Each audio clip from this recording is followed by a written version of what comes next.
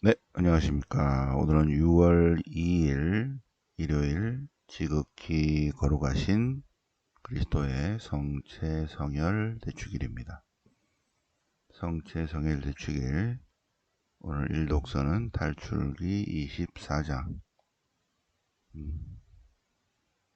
탈출기 24장 시나이산에서 계약을 맺으면서 계약의 피다. 계약의 피 24장 8절 탈출기 248 계약의 피 바답성은 시편 116편 구원의 잔 구원의 잔 구원의 잔 받들고 주님 이름 부르리라. 이 독서는 히브리서 9장입니다. 히브리서 9장 대사제에 관한 예수님이야말로 대사제이시다. 그리스도의 사제직에 대해서 그리스도께서는 새 계약의 중개자이십니다. 오늘 복음은 마르코복음 14장 최후의 만찬 이야기입니다.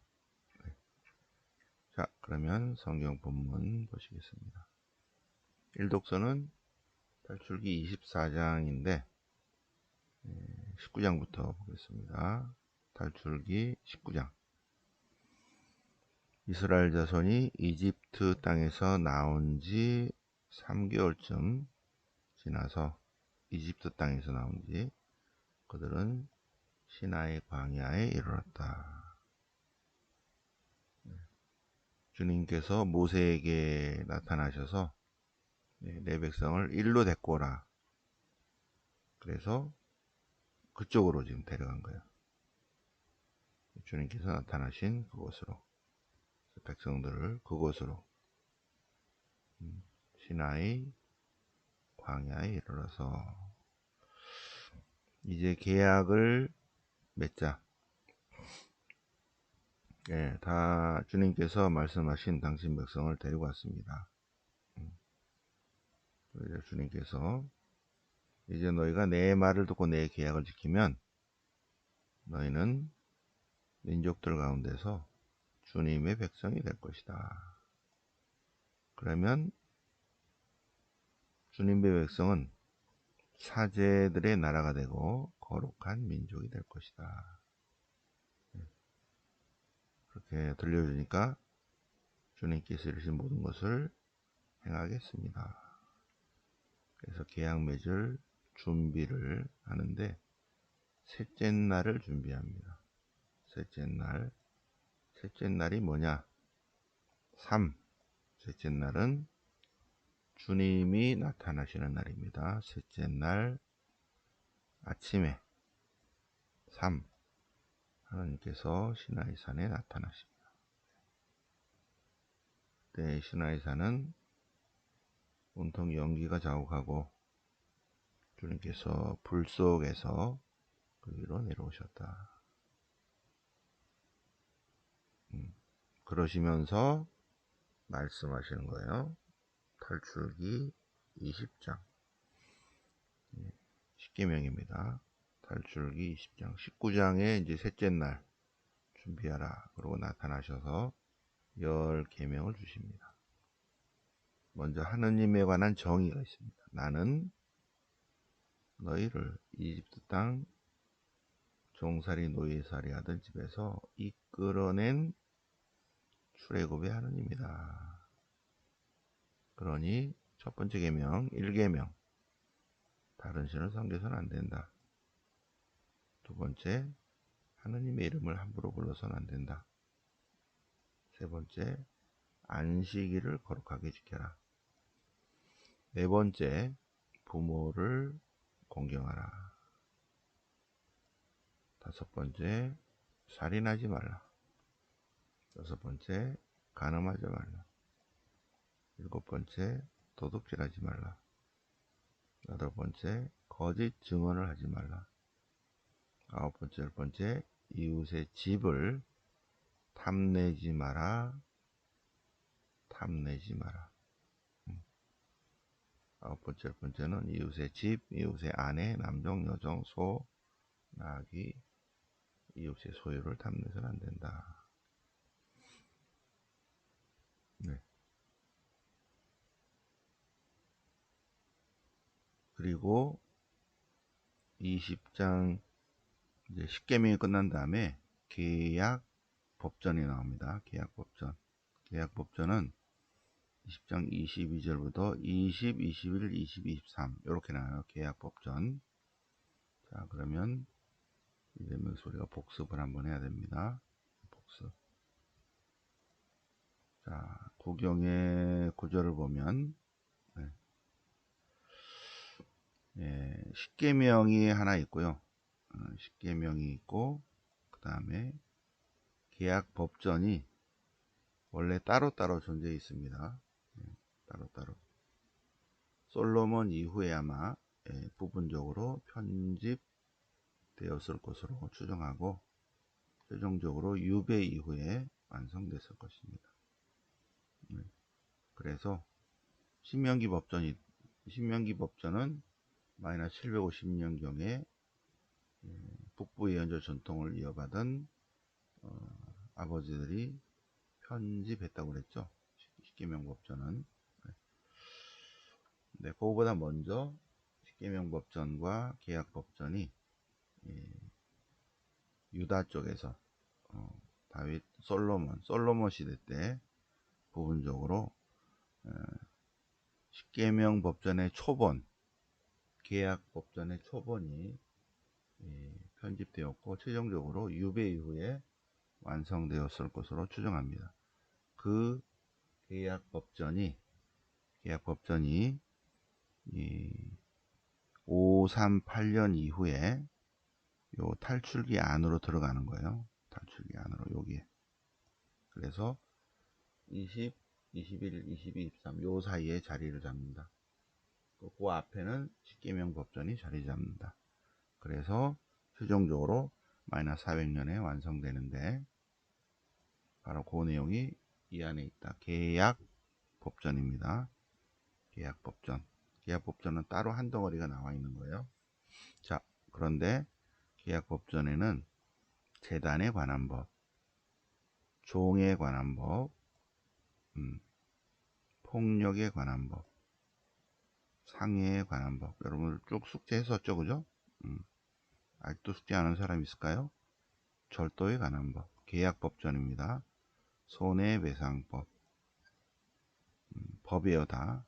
처녀를 범한 자에 관한 법, 그 밖에 사형에 처할 만한 죄인, 약자보호법, 하느님을 섬기는 몇 가지 법, 정의 실현에 관한 법, 안식년과 안식일에 관한 법, 참대 축제에 관한 법, 가나안 입주에 관한 입주할 때 경고, 약속과 경고, 이런 것도 여기까지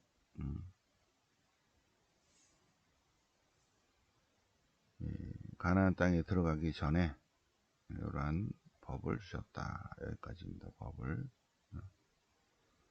그리고 이제 다 해서 알겠습니다. 잘 지키겠습니다. 한 거예요. 그래서 탈출기 24장에서 계약을 맺습니다. 말씀을 쭉 주시고 계약을 맺습니다. 그래서 모세가 백성이 와서 주님의 이 모든 말씀을 전합니다. 그러자 모든 말씀을 행하겠습니다. 그러자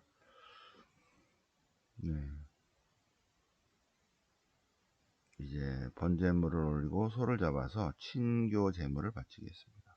그래서 제물의 피 절반을 절반 이렇게 나눠 가지고 쭉 다시 한번 계약 법전을 읽어주고 들려줬어요.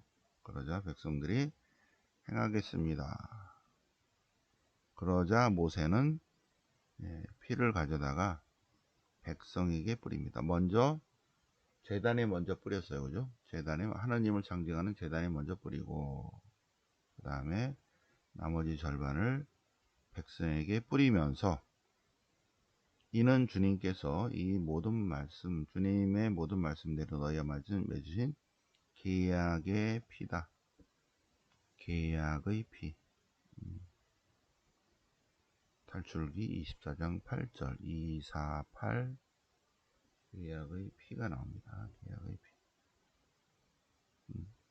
그래서 19장부터 19, 20, 20에서 20은 십계명법전이 나오고 또 20장 뒷부분에서 계약법전 20, 21, 22, 23 거기까지 계약법전이고 그 계약법전을 쭉 들려주니까 이제 행하고 따르겠습니다. 네. 스토리상으로는 그렇고 스토리상으로는 그러고 전체 이 성경의 역사적 배경은 요 신명기 법전은 멸망 이후에 750년경에 편집되었고 그보다 훨씬 전에 따로 독립되어서 십계명 법전과 계약 법전은 따로 독립돼서 내려오다가 바빌론 유배 이후에 이제 이러한 여러 가지 전승과 법전들이 토라에 들어오게 됩니다. 들어오면서 탈출기 20장, 탈출기 23, 22, 21, 22, 23 요 사이에 들어오게 돼요. 그러면서 모세가 하느님의 말씀하시고 하느님이 말씀하시는 것을 모세가 들려주고 그리고 백성들이 오케이를 해서 계약을 맺는 그런 스토리로 지금 스토리가 짜여진 거예요. 짜여진 것을 우리가 읽고 있습니다. 짜여진 것을 탈출기 19, 20, 21, 22, 23, 24에 이야기 스토리의 흐름으로 이렇게 해가지고 계약의 피가 나온 거예요. 우리 월성 화성은 이렇게 되기 전에 어떠한 구성을 가졌는가? 성경이 쓰여진 역사적 배경, 성경이 쓰여진 역사적 배경을 이렇게 구경의 구조를 통해서 봤고, 이러이러한 것들이 쭉 쪼가리 모아져서 마이너스 400에 시정 편집했는데 우리가 현재 지금 읽으니까 하느님이 쭉 말씀하시는 걸로 되어 있다. 그죠? 네. 여러분들은 근데 그런 것들이 이렇게 모아져서 편집된 역사적 배경을 공부하고 계신 것입니다. 이게 성경 공부예요. 네. 성경 공부, 역사적 배경을 알고 지금 그래서 지금 스토리상으로 모세가 백성들에게 출애굽의 백성들에게 이야기를 하고 그러면서 주님의 말씀을 전하면서 이는 계약의 피다 이렇게 했다는 거예요. 계약의 피다. 자, 그러면 시편 116편 파스카 할례 시편. 나 무엇으로 주님께 갚으리요. 주님께서 베푸신 그 모든 은혜를 구원의 잔 들고서 주님 이름 받들어 부르나이다. 주님께 감사 제물을 바치며 주님의 이름을 받들어 부리나이다. 시편 116편 보시고요. 자, 그 다음에 히브리서를 보겠습니다. 숙제는 히브리서 7, 8, 9 다음 주까지 쓰는 거예요. 히브리서 7, 8, 9. 자, 7 원래는 이제 9장이지만 7장부터를 볼까요? 멜키 차독이 나옵니다. 멜키 차독의 사제지.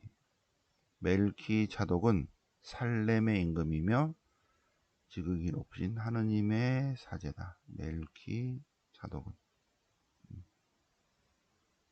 그는 여러 임금을 무찌르고 돌아온 아브라함을 축복했다. 그리고 아브라함은 전리품의 11조를 봉헌했다. 멜키 차독은 정의의 임금이라는 뜻이다. 사실 살렘의 임금, 여루 샬롬이죠. 평화의 임금이었다. 그는 아버지도 없고 어머니도 없고 족보도 없고 생의 시작도 끝도 없고, 그는 항상 하느님의 아들을 닮아서 사제다, 사제. 멜키 차독은 도시국가의 부족장입니다. 부족장이면서 사제다. 창세기 14장을 보시면 아브라함이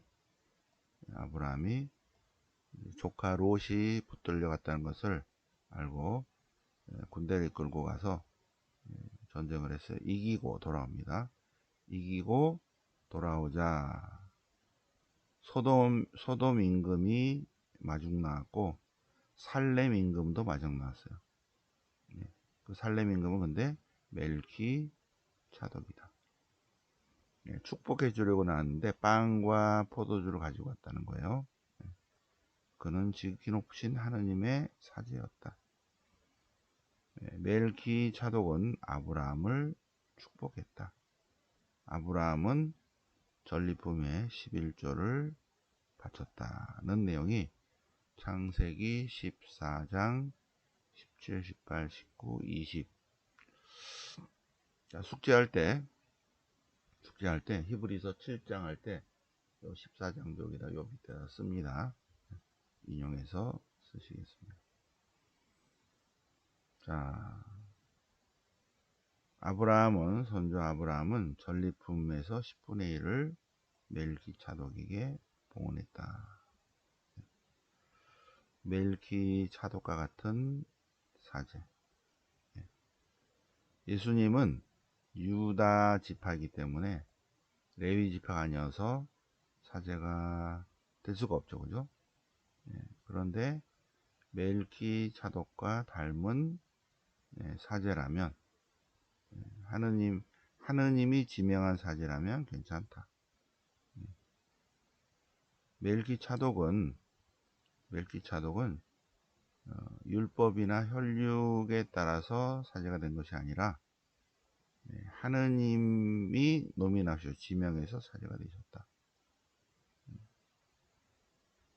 따라서 그리스도 예수님도 하느님이 지명하는 멜키 차독과 같은 그러한 사제면 된다.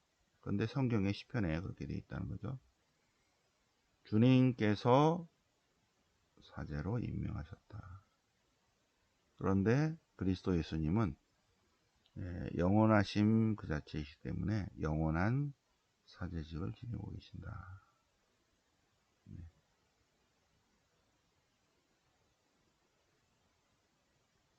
죄인들과 떨어져 계시고 하늘보다 더 대사제이시다. 대사제. 영원히 완전하게 되신 아드님을 대사제로 세우셨다. 그리스도 예수님은 새 계약의 대사제다. 옛 계약은 아론의 후예라면 새 계약은 그리스도 예수님이시다.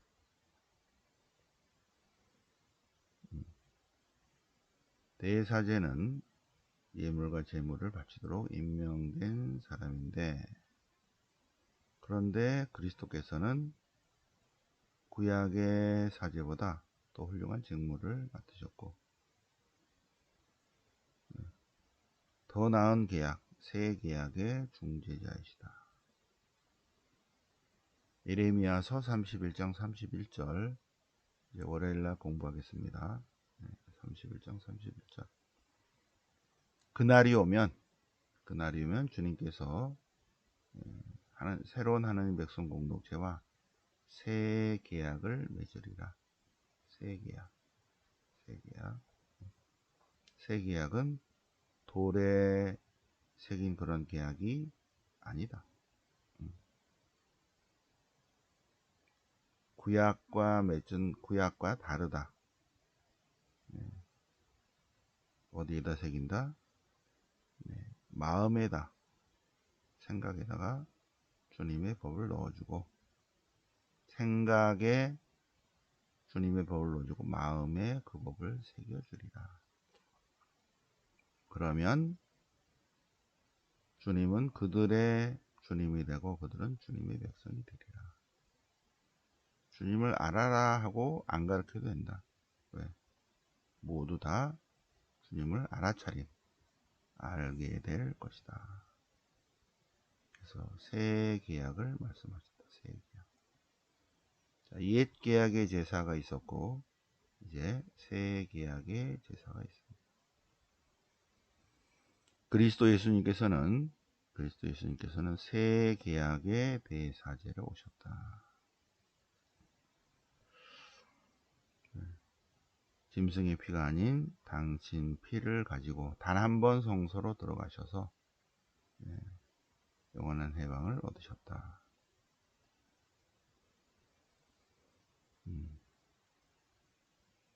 영원한 영을 통해서 흠없는 당신 자신을 바치신 그리스도의 피, 그리스도는 얼마나 우리를 깨끗하게 하겠는가. 그러므로 그리스도 예수님은 새 계약의 중재자이시다. 약속된 영원한 상속 재산을 받게 했다. 여기까지예요, 그죠? 히브리서는 90년, 100년경에 쓰여진 그리스도의 대사제직을 설명하기 위해서 쓰여진 책입니다. 히브리서, 히브리인들에게 보낸 편지 형식으로. 히브리서는 그리스도의 대사제직에 관한 신학적 설명이다. 자, 그래서 히브리서 7, 8, 9, 히브리서 7, 8, 9를 잘 한번 복습해 보시겠습니다. 자, 오늘 복음은 마르코 복음 14장, 마르코 복음 14장, 최후의 만찬을 준비하다. 무교절 첫날 곧 파스카 양을 잡는 날에 제자들이 파스카 음식을